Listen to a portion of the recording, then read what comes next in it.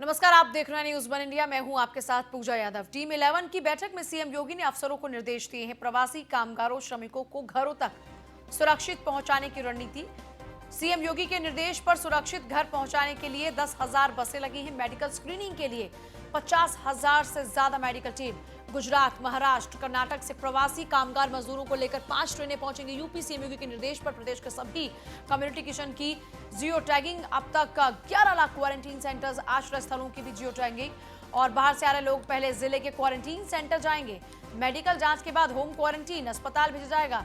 स्वस्थ लोगों को खाद्यान्न पैकेट के साथ होम क्वारंटीन में भेजा जा रहा है। सीएम योगी के निर्देश पर निराश्रित लोगों को भरण पोषण भत्ता भी दिया जाएगा। देखिए, इस वक्त जो अन्य राज्यों में फंसे लोग हैं उनको अपने राज्य में वापस बुलाया जा रहा है और इसी के लिए सीएम योगी ने टीम 11 के साथ में बैठक की। लेकिन इस बीच सबसे बड़ा चैलेंज ये है लोगों को आइडेंटिफाई करना, कौन कोरोना संक्रमित है और कौन इस वक्त सुरक्षित है। इसी के चलते पूरी रणनीति बनाई जा रही है। टीम 11 के साथ सीएम योगी ने चर्चा कर सभी को निर्देश दिए। प्रवासी कामगार श्रमिकों को उनके घर तक पहुंचाया जाए और साथ ही साथ इनको घर पहुंचाने के साथ साथ ये भी सुनिश्चित करना होगा कि ये अपने साथ खतरा लेकर ना जाए, जिसके लिए 50,000 डॉक्टर्स की टीम लगाई गई है इनके ऑब्जर्वेशन के लिए। केजीएमयू की जांच लैब में 51 लोगों की रिपोर्ट पॉजिटिव पाई गई है। 945 लोगों की जांच रिपोर्ट में से 51 केस पॉजिटिव पाए गए। औरैया जिले के 2 हैं, लखनऊ के 2 मरीज हैं, कानपुर के 14, आगरा के 28, वाराणसी के 5 मरीजों में कोरोना का संक्रमण पाया गया है। तो उत्तर प्रदेश में 60 से ज्यादा माफ कीजिएगा, इस वक्त जिले प्रभावित हो चुके हैं। 60 से ज्यादा जिले इस वक्त प्रभावित हैं। वाराणसी के 5 मरीजों में कोरोना का संक्रमण पाया गया है। केजीएमयू की जांच लैब में 51 लोगों की रिपोर्ट कोरोना पॉजिटिव आई है। केजीएमयू के अंदर लगातार जांच चल रही है और इस बीच 945 लोगों की जांच रिपोर्ट में से 51 केस पॉजिटिव पाए गए हैं। औरैया जिले के 2 हैं, लखनऊ के 2 हैं और आगरा के 28 केसेस हैं। कानपुर के 14 केसेस पॉजिटिव पाए गए हैं। दारूबाज सड़कों पर उतरे तो कोरोना डर गया। शराब की बोतल से अब कोरोना पर क्या लगाम लगेगी? सोशल डिस्टेंसिंग की दरकार क्या है जब सड़कों पर दारूबाज हैं? क्या इस तरह से होगी कोरोना की रोकथाम? दारूबाजों के अच्छे दिन आ गए हैं क्या? ठेकों से बढ़ेगी देश की अर्थव्यवस्था? क्या शराब की दुकान से एक्टिवेट होगा कोरोना बम? ये कई सवाल इस वक्त आपके जहन में भी इस वक्त जरूर घूम रहे होंगे और ये सवाल उठने लाजमी भी हैं, क्योंकि शराब की बोतलें खरीदने के लिए दारूबाज सड़कों पर उतर आए हैं। और अब सवाल ये उठा कि क्या ये दारूबाजों के अच्छे दिन हैं? क्या इन्हीं अच्छे दिनों का इंतजार है? ठेकों से ही क्या देश की अर्थव्यवस्था बेहतर होगी? क्योंकि जिस जान और जहान का जिक्र हुआ रहा है या जिस जान जहान का जिक्र हुआ है, क्या वो जान और जहान शराब की दुकान में बसती है? ये कुछ सवाल इस वक्त उठ रहे हैं, क्योंकि इन तस्वीरों को देखने के बाद ये सवाल उठने लाजमी भी हैं, इसलिए ये सवाल पूछे भी जा रहे हैं। आखिर क्यों लोग अपनी जान को जोखिम में डाल कर घरों से बाहर निकल रहे हैं? जब अभी कोरोना बम एक्टिव है तो फिर लोगों को उस खतरे का सामना करने का क्या शौक है? शराब की दुकानें खुल चुकी हैं, ऐसे में लंबी लंबी कतारों में इंतजार करने का क्या अर्थ है? क्या लोगों को यह लगता है कि शराब की दुकानें नहीं खोलेंगी आगे या उनको शराब नहीं मिलेगी? थोड़ा सा सब्र और धैर्य, सिर्फ इस वक्त यही एकमात्र उपाय है। और बार बार डे 1 से, जब से कोरोना की जंग शुरू हुई है, तब से बार बार यही कहा जा रहा है कि इस वक्त आपके पेशेंस जिंदगी को बेहतर बनाएंगे। लेकिन इन तस्वीरों को देखने के बाद लगता है कि पेशेंस तो दूर है। और अब आपको उत्तर प्रदेश के अलग अलग जिलों का नजारा दिखाते हैं। शराब की दुकानें खुलने के बाद में लॉकडाउन का आलम क्या है? नोएडा से लेकर कानपुर तक की तस्वीरों को देखकर अब आप खुद ही अंदाजा लगा लीजिए कि इस वक्त आलम क्या है। क्या ये वाकई लॉकडाउन की तस्वीर है? एक तरफ वो लोग भी हैं जो अपने घरों में आज भी कैद हैं, जो देश को समर्थन देना चाहते हैं, लेकिन उसके बावजूद कुछ लोग ऐसे भी हैं जो अपने स्वार्थ की पूर्ति के लिए न सिर्फ अपनी जान को जोखिम में डाल रहे हैं, बल्कि अपने परिवार वालों की जिंदगी को भी जोखिम में डालने का काम कर रहे हैं।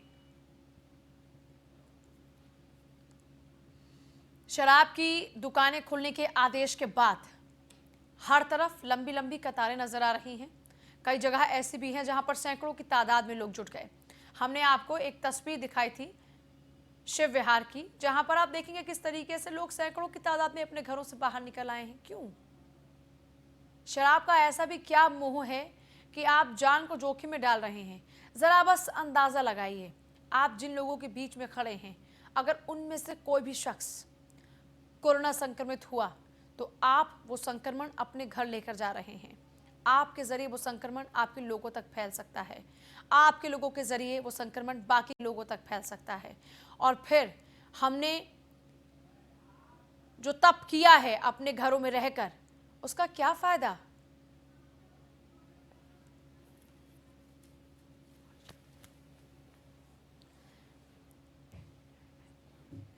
गौरव यादव गाजियाबाद से मेरे सहयोगी जुड़ गए हमारे साथ। गौरव, गाजियाबाद में तो आज दुकानें खुली नहीं हैं, लेकिन क्या ऐसा भी है कि कहीं पर कुछ इलाकों में दुकानें खुल चुकी हैं और कुछ पर बंद रखी गई हैं?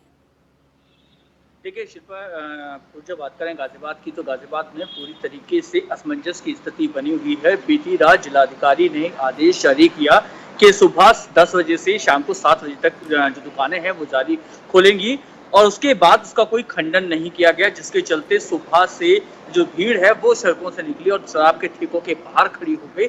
लेकिन सुबह से कोई दुकान नहीं खुली है, लेकिन भीड़ यथावत स्थिति में ठेकों के बाहर देखने को मिली है। और वहीं लगातार प्रशासनिक अधिकारी, पुलिस प्रशासन भी इस भीड़ को तितर बितर करने पर लगी हुई है। लेकिन जिस तरीके से प्रशासन को सही गाइडलाइंस देनी चाहिए थी, प्रशासन को एक सर्कुलर जारी करना चाहिए था, और यदि कोई भ्रम की स्थिति पैदा हुई है तो तुरंत मीडिया को कॉल करके उस भ्रम की स्थिति को खत्म करना चाहिए था, वो पूरा का पूरा फेलियर जिला प्रशासन का यहाँ देखने को मिला है, जिसके चलते भारी संख्या में मॉडल शॉपों के बाहर दुकानों पर भीड़ में देखने को मिली है। और वहीं अभी भी स्थिति ऐसी है, जो लोग शराब पीते हैं या शराबी हैं, वो लोग अभी भी कहीं इक्का दुक्का बैठकर शराब खोलने की दुकान खोलने का इंतजार कर रहे हैं। यानी कि कहीं ना कहीं अभी तक प्रशासन की तरफ से बिल्कुल स्पष्ट क्लियर नहीं किया गया है कि किस टाइम दुकान खुलेगी, कब खुलेगी, क्या मॉड्यूल रहेगा, किस तरीके अभी से तक क्या कोई भी दुकान। सर्कुलर जारी नहीं हुआ इस बाबत?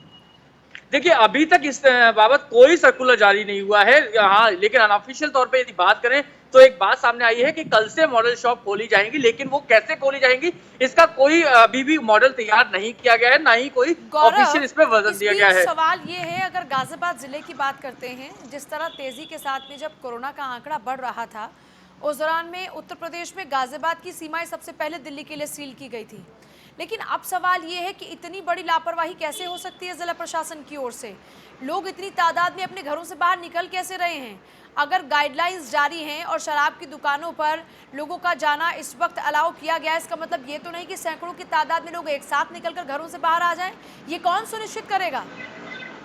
जी बिल्कुल, देखिए पूजा, सबसे बड़ी चीज ये है गली के बाहर, मोहल्लों के बाहर, चौकियों पर प्रशासन तैनात है, पुलिस प्रशासन पूरी तरीके से तैनात है, और जो लोग घरों से बाहर निकलते हैं उन पर लठ तक मारते हैं। लेकिन जब शराबी घरों से बाहर निकले और मॉडल शॉप पर एकाएक इकट्ठे हो गए तो प्रशासन की तरफ से कुछ रोक टोक नहीं की गई।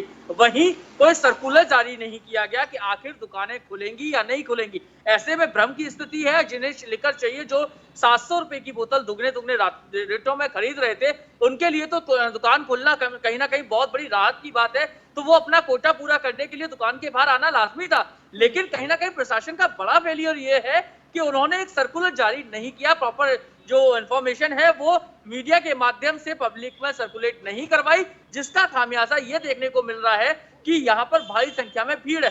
और वहीं दूसरी तरफ यदि बात करें, पूजा, गाजियाबाद में बीते दिन 7 पॉजिटिव केस थे, उससे पहले 5 पॉजिटिव केस थे, यानी कि लगातार संख्या बढ़ती जा रही है, लगातार पॉजिटिव केसों की संख्या बढ़ती जा रही है। ऐसे में प्रशासन का मीडिया के सामने आकर 2-4 बातें साफ तौर पर ना कहना, सर्कुलर साफ तौर पर जारी ना करना, और प्रशासनिक अधिकारी यहाँ तक कि फोन नहीं उठाते हैं। आप लगातार फोन करिए, आप उनसे बात करने की कोशिश कीजिए, तो फोन तक नहीं उठाते। तो साफ तौर पर स्पष्ट है कि आप मीडिया से दूरी बना लेंगे, फिर शहर में कुछ भी होता है उससे कोई मतलब नहीं है। शहर किसी भी स्थिति में चला जाए कोई मतलब नहीं है। सड़कों पर भीड़ बढ़ रही है, सुबह से लगातार भीड़ देखने को मिल रही है, और भारी संख्या में लोग लॉकडाउन का उल्लंघन करते हुए नजर आ रहे हैं।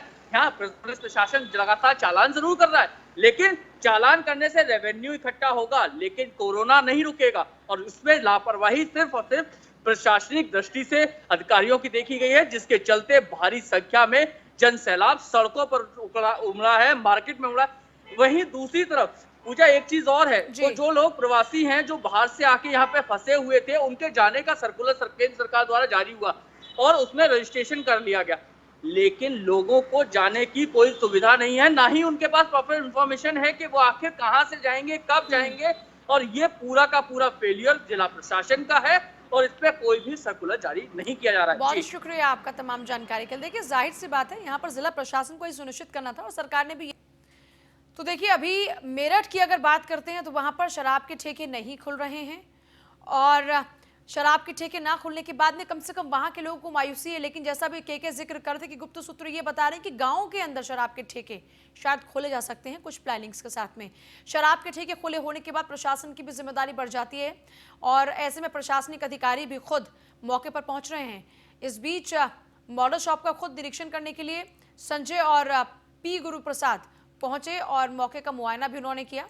ये तस्वीरें आप देख रहे हैं उनके पहुंचने के बाद की ये तस्वीरें हैं जहां पर बाकायदा इंतजामातों को लेकर वो बातचीत कर रहे हैं, सवाल पूछ रहे हैं और ये श्योर कर रहे हैं कि तमाम जो गाइडलाइंस हैं उनको फॉलो किया जा रहा है कि नहीं। और यहां पर वक्त है बहुत ही छोटे से ब्रेक का। ब्रेक के उस पार भी खबरों का सिलसिला लगातार जारी।